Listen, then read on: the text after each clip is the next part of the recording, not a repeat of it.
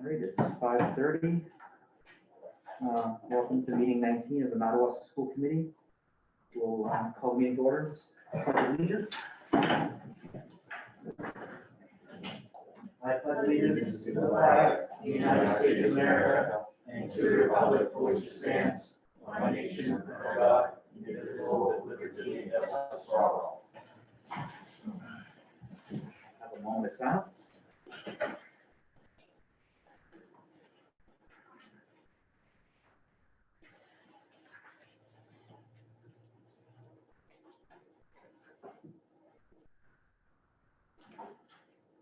You'll notice that I started the meeting today. We do have a resignation of our chairman, and I do think it's important that we read the letter out loud. Dear sirs and ladies and citizens, following such soul searching and discussions with my family members, I must inform you due to my certain medical conditions and my responsibility to my family, it becomes necessary that I resign my positions from both the Madawaska School Committee and the Valley Unified Board of Directors. I wish all of you well with your future challenges during this very trying time. It has been a very pleasing experience to have worked with Ben, Giselle, Lucy, and the entire staff and administration, as well as the Madawaska School Committee. Hopefully the dream of cooperation with the St. John Valley Schools can somehow continue, especially since it is for the benefit of the students, as they are the future of the Valley, both in economics and leadership. To the citizens of Madawaska, I thank you for your support and confidence you placed in me during my years of service to the community. Merci for giving me the opportunity to serve. Please know that the hard work over the past 5 years, 5+ years, are borne out by the facts. Neither Madawaska School District nor SAD 33 most certainly have not been the bad guys in the currently stalled process of regionalization. This resignation is effective immediately. Respectfully, Thomas Kent. So with Mr. Kent's resignation, we would have to revisit our chair position. And I do feel that at this time, because we only have 4 committee members, maybe today's not the good time to fill all of the standing committees. Mr. Kent was on quite a few, and I think we should probably wait for our 5th member when we do have a 5th member to swear that away. But at this time, we would need to elect a new chair. Is there any standing committees that are more urgent than others that maybe we can't wait? Because I don't know how long it's going to be before we have. I don't know that we have any committee work on negotiations or Well, no, negotiations is with Mindy. Okay, sorry. I'm gonna be calling facilities meeting, but Louis is also on facilities, so that will be okay. Otherwise, I think we're okay. We're good for now. We do need to find a replacement, though. That's actually priority. So if you guys have any suggestions, please send them our way. It is this committee's responsibility to find a replacement. So I'll entertain a motion to nominate somebody for school committee chair.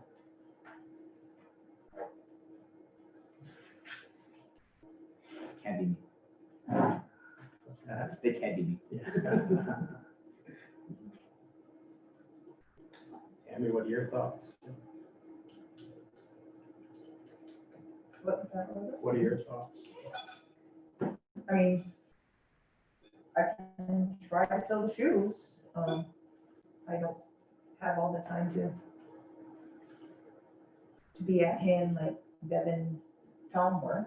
I can make an honest effort.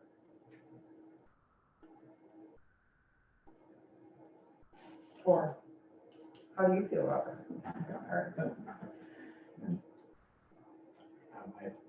My speech would be the same as yours. I want to be here and active, but to do it the correct way.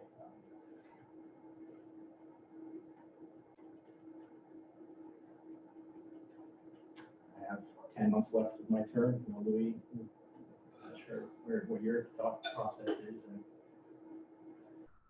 goals, vision of this. Yeah, no, right now. Okay. No, well, I mean, of the 4 of us, I mean, you and Robert are the ones that have been here the longest. Yeah. We need that history Okay. at the helm, as far as I'm concerned. I mean, I think that would be a good move on their part.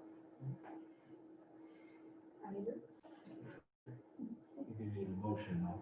I make a motion to nominate Tammy as chair. I'll second.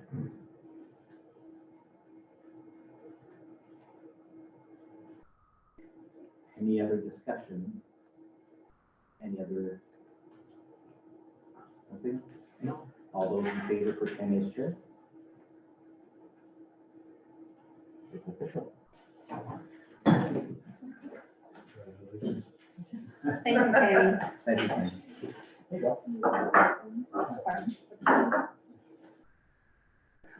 Yeah.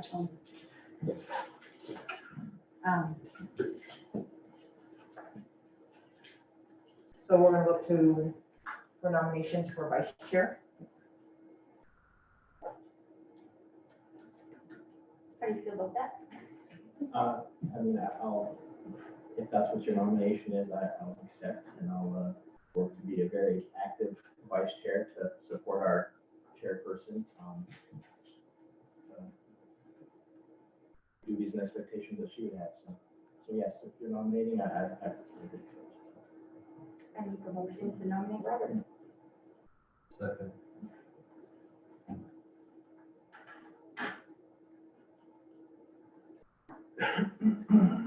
Oh, sorry.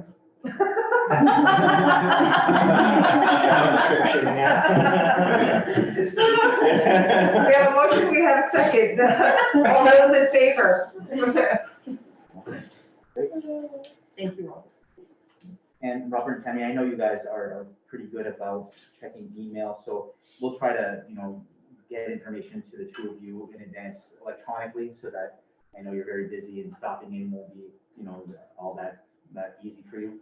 But we'll just, electronically, we can keep that flow going and make sure that you have the information. Thank you, man. Yes, Tammy, please just use me where you need. No, Yeah, gosh, so, yeah. thank you, Robert. You just opened up a big door there. Okay, any adjustments to the There agenda? are no adjustments. No adjustments. Anybody here to speak on any of the items on the agenda? No. Approval of the minutes of the August 3rd meeting. Do I have a motion to approve the minutes? I'll move to. I got a motion. Do I have a second? I'll second that. Lindsay? Any discussion? Got a question for Superintendent Sidla. Under A Superintendent, the last paragraph on C. Can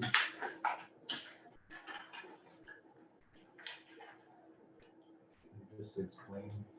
I'm just trying to figure out what that means. That was in reference to a statement that was made during another school board meeting, that this process was supposed to have local control, the process of site selection.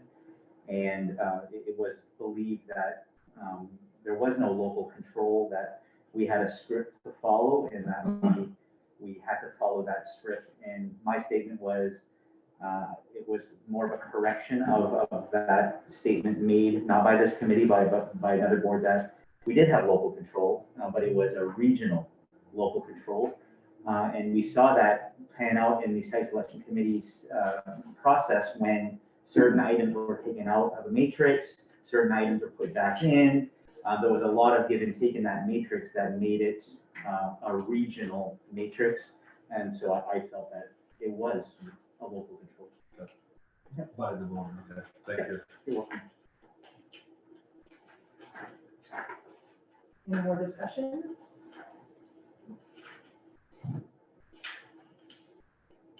So we'll take a vote for the approval of the August 3rd minutes.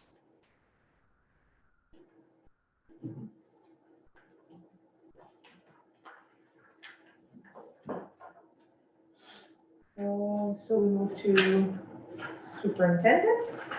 We have some updated guidance from the DOE that came out last week. Those changes, or that update has been reflected in our reintegration plan. A couple of things to highlight. One was transportation. The language that came out last week for transportation for new guidance was more of vague guidance that basically has made a statement more like you shall not, you shall not put the maximum amount of students in a bus. So essentially, it leaves the district to determine how many students should be placed on that bus. We had a superintendent's meeting today with Aroostook County, and it's all over the map. Some districts can do the one child per seat because they're only busing 12 to 15 kids right now. Whereas other districts have a larger area to cover, so they are putting 2 per seat when they have to, trying to match up family members or kids that have a similar daycare placement. So they're putting those students together. That's the kind of the guidance that we're putting together, or we put together in our update in our reintegration plan.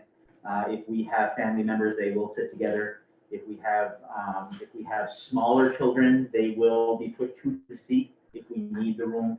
Larger students will be placed in single seats. So we are following that guidance, but the guidance is less prescriptive than it was, which helps, I believe, so that we can get our students to school safely. So that's one new update. Another one is in regards to face coverings.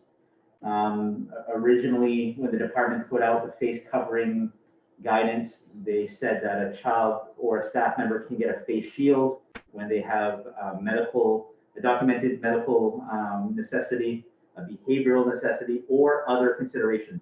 That other consideration statement that they had in the previous guidance really opened up a lot of questions about what does that mean, other considerations. I don't feel like wearing this, so is that another consideration? So the department has removed that language, and now it's just strictly medical need or behavioral need. So that's been updated as well. Those are the bigger changes in the guidance from the DOE. We are waiting for some guidance from the MPA. And I know that's not the same organization, but the MPA did meet today for guidance on athletics, and they decided to table any determinations until next week. I think Thursday, when is that right? Thursday, they're going to be meeting to make some more determinations. So that's going to cut it close for Aroostook County, where we said we would potentially start right at the beginning of September. We're hoping that we have something clear by next Thursday so that we can plan accordingly. So that's what I have right now for updated guidance from the DOE. Any questions on that? Valley Unified Huddle and Communication Plan. One thing that we are doing every morning, Giselle, myself, Lucy, Peter, and Sharon Shassy, the 5 of us are meeting every morning, and we're doing a daily huddle, which essentially is a time for us to just catch one another up on some key considerations with our reintegration plan. The focus is on health and wellness, safety protocols, equipment purchase, education determinations, and then personnel and our people. And it's kind of like a speed dating, if you will, where we're just shooting out what's been going on, because each one of us is in charge of one of those 5 areas. And then if you all saw last Friday, we're going to put out a staff memo every Friday specific to those 5 talking points, so that our staff know what exactly is going on a weekly basis. It's part of our communication plan that we said we would put out. We are in the works right now of tailoring something like that for a parent communication. As soon as school starts, we want to put out weekly information to parents as well, so that they're in the know about what's happening in our schools. It won't necessarily be the exact same thing, but it's going to hopefully be something that the parents can use as okay, this is what's happening in our schools this week, and we know what to expect next week. So it's something that we think is really important, and we'll do it as long as we need to, and keep that process going. Any questions on the huddle? That was actually a recommendation. I had spoken to administration at the hospital, and they implemented a daily huddle with their administrative team when they brought a lot of their nurses back, and there was a lot of angst and nervous apprehensions about, reintegrating in work. We're seeing that a lot too. People just don't know what to expect. So the more we can put it out there and say, this is what's happening, I think, it helps people to understand the process. CRF fund uses. Last meeting, we did say that we would come back to you all and share with you how we've been using our CRF funds. So I will share my screen here and share a spreadsheet with you. And forgive me, it's kind of busy right now, and I know it's small, but just to give you an idea of the process that we're going through, we are identifying the buildings and the description of purchases that we're making or have made specific to all the different safety precautions and health precautions and technology. And we're keeping a running spreadsheet of that. Giselle, Lucy, and I sat today to start working on the CRF application, and it really breaks it down into those categories where we have to identify projects and identify purchases based on technology is one major consideration, and then facilities and that type of thing. So a lot of what we have so far is specific to PPE, cleaning supplies. We have some technology hardware. If you go to the high school right now, you'll see that when you enter the first set of doors, you're going to be met with a second set of doors. We have a new safety vestibule that's been added there, and that's because we're going to be doing symptom screening as people walk in, and then Lynn's office is in that direction is essentially where we're going to send students who may display symptoms and have those type of symptoms that are concerning. So that's something that's been added as well. So you see some hardware for that vestibule. That's all COVID-19 related expenses, so we can apply it to this. We have some, and I don't believe the technology is in this spreadsheet. I believe it's in another spreadsheet, but we are getting, we've secured some webcams for all of our teachers so that they can take care of the remote teaching aspect without having to use their laptop as a camera. They have a separate webcam that's going to be set up for that purpose to display on their board. We're purchasing iPads for the teachers so that they have that separate teaching tool when they are interacting with remote and in-classroom learners. Right now, they only have the laptop. And there's some technologies going with that as well that's being purchased. We also have a plan. I shared it. Okay, we also have a plan to look at the entryway at Madawaska Elementary School. For those of you who remember, the joys of buses go this way and parents go that way, and all of those fun things. Right now with the elementary school, we can't have all these parents inside the lobby waiting for their children anymore. But we also still have a safety concern, because how are we going to release students without knowing that the parents are the ones picking up their child? So in this design here, this lane here would still be your bus lane as it is right now. But now for parents, we're actually have a new system here where we're looking at a parent pickup and drop off point right here. If you remember right now, there's a sidewalk here that students walk up right here. This is your delivery point for the kitchen. So there would actually be a new access point right here for parents. And we have purchased a software program called Pick My Kid. Essentially, Pick My Kid puts a grid over your school area. And when parents pull up, they're going to open that app, Pick My Kid, and it communicates directly with the main office that is that parent picking up that child. And so we can release the child, and when the parent receives the child, then they do the receive. Lee, do you want to explain how that works? You're better at me than explaining that. You're pretty close. When they come into the geo field, they're gonna let us know that they're in the area, and it puts them in order of how they're lined up. The minute they click that, a message is sent to the classroom teacher and the office. So the student names are listed in order of the cars. And from there, the students will be dismissed, and outside will be somebody with a device. And as soon as the child touches the hand, we touch that, and then it dismisses the child. But another component of this program, which is nice, is in the morning when they come in for temperature check. We have, when they come in, if they're okay. They come in, we say they're in school. If they come in and they have a temperature, we can put them in remote school. Remote school sends a message directly, instantly to the parents saying your child has a fever, please come pick them up.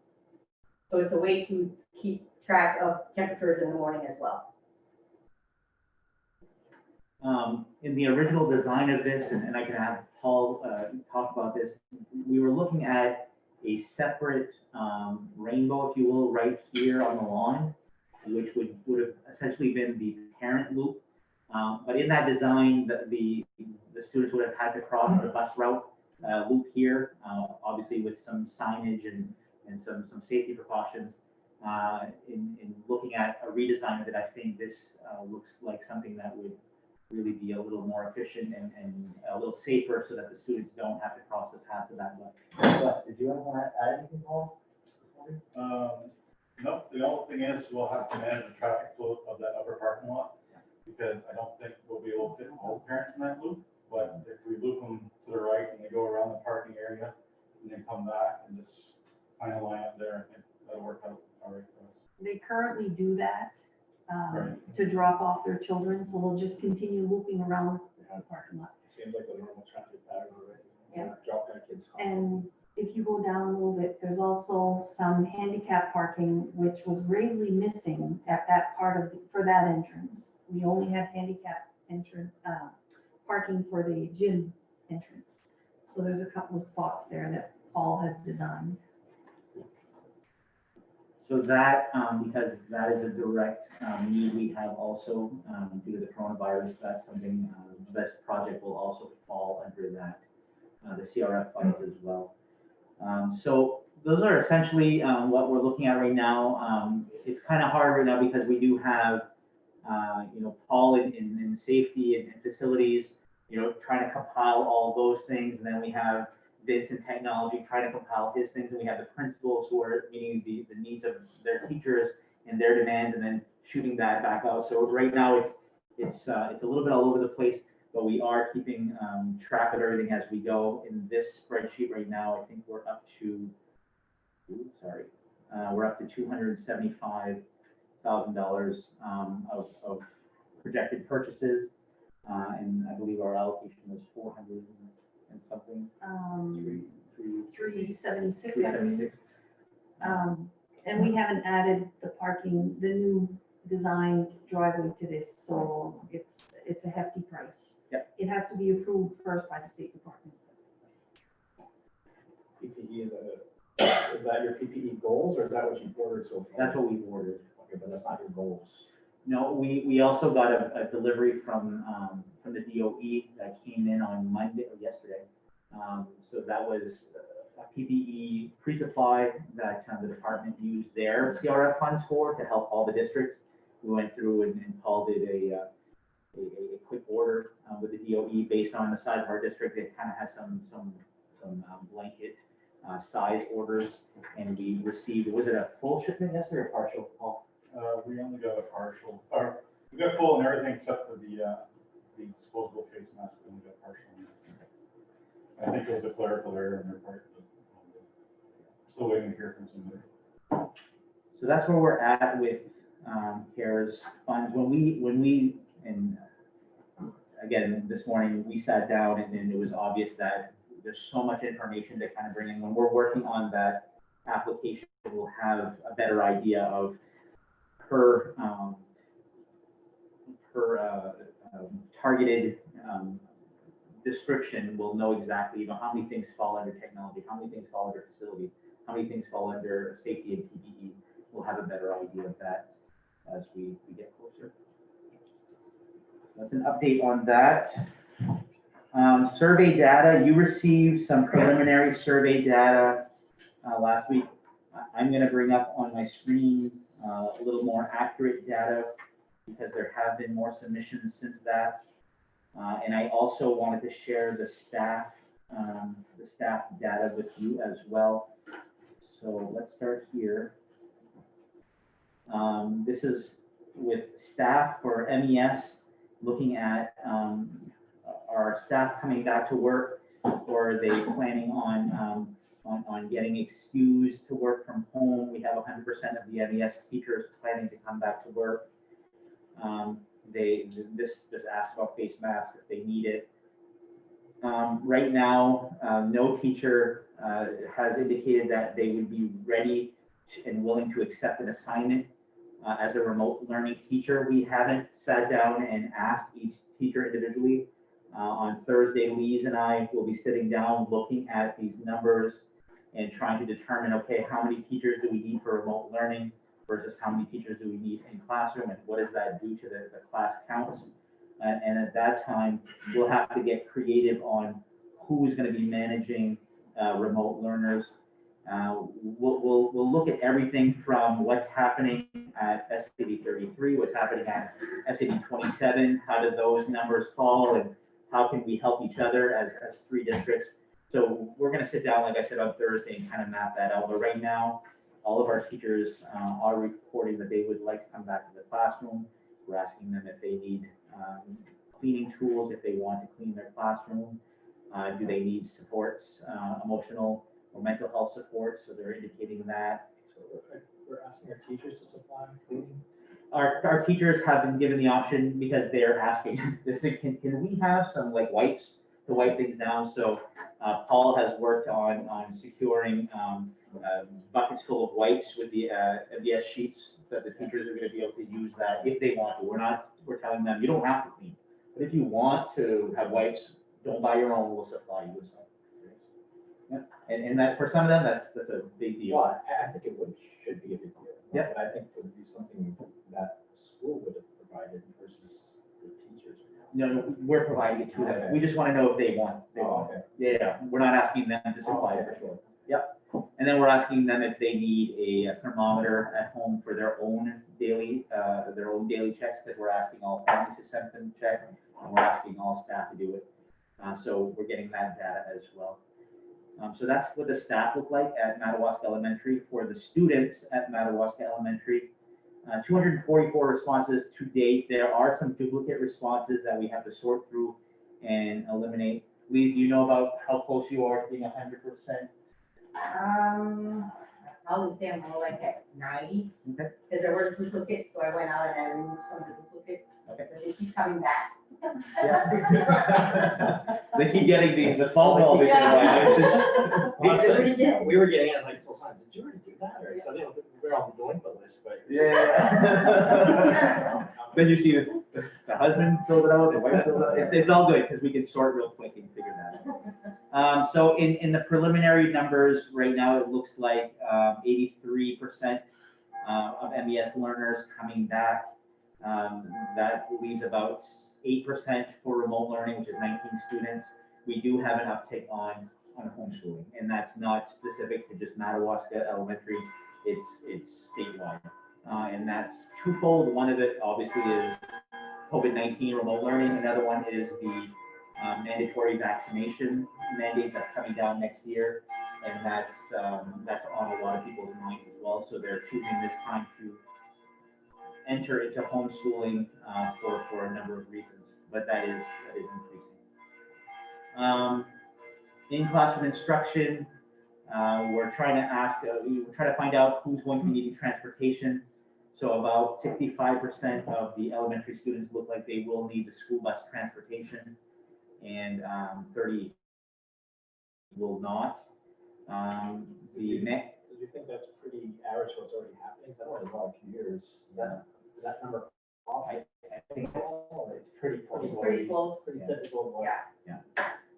The numbers at the high school are opposite, so, and for obvious reasons.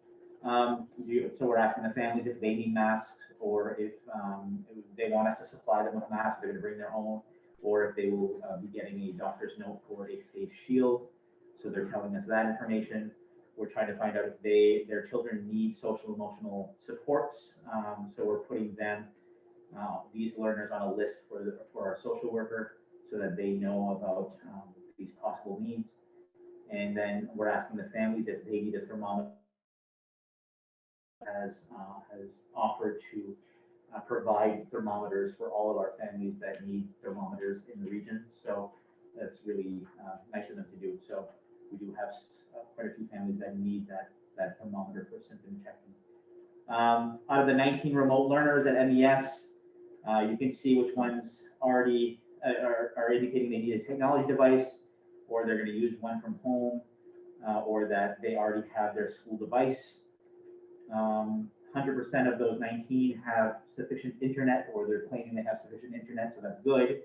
We've met one hurdle in them doing remote learning, and then we're asking if they reviewed the remote learning core values so they understand exactly what remote learning is required this time.